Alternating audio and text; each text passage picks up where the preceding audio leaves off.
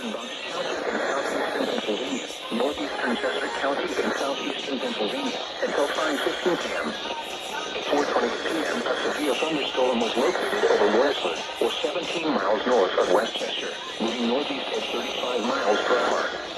Another storm in central Montgomery County crossing into Bucks County may also turn severe. Hazard 60 miles per hour in gusts and penny-sized hail. Source, radar indicated.